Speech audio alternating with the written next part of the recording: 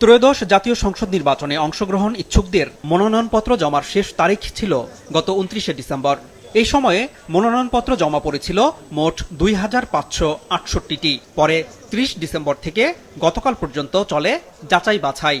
এতে ১,৮৪২টি মনোনয়ন বৈধ ঘোষণা করে নির্বাচন কমিশন। এই হিসেবে সারা দেশে ৩০০ আসনে ৭২৩ জন প্রার্থীর মনোনয়নপত্র বাতিল হয়েছে। আর এই বাতিলের হার মোট প্রার্থীর ২৮%। সাবেক প্রধানমন্ত্রী ও বিএনপির চেয়ারপারসন খালেদা জিয়া মৃত্যুবরণ করায় ফেনী ১, বগুড়া ৭ ও দিনাজপুর ৩ আসনে তার মনোনয়নপত্র যাচাই বাছাইয়ে রাখা হয়নি।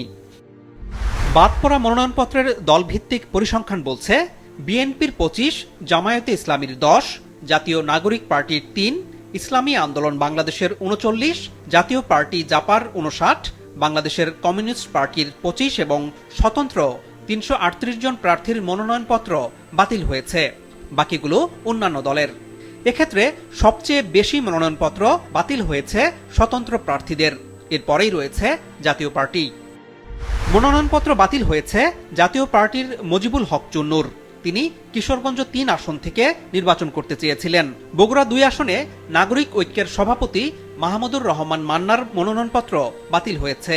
ঢাকা ৯ আসনের স্বতন্ত্র প্রার্থী তাসনিম জারার মনোনয়নপত্র বাতিল হয়। কক্সবাজার ২ আসনে জামায়াতের প্রার্থী AHM হামিদুর রহমান আজাদের মনোনয়নপত্র বাতিল হয়েছে। বর্তমানে ইসিতে নিবন্ধিত রাজনৈতিক দল রয়েছে ৭টি। এর মধ্যে রাজনৈতিক কর্মকাণ্ড নিষিদ্ধ ঘোষিত আওয়ামী লীগের নিবন্ধন স্থগিত রয়েছে।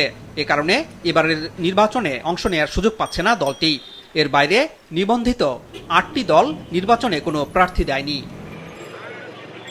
আনোয়ার হোসেন, মাছরাঙা সংবাদ, ঢাকা।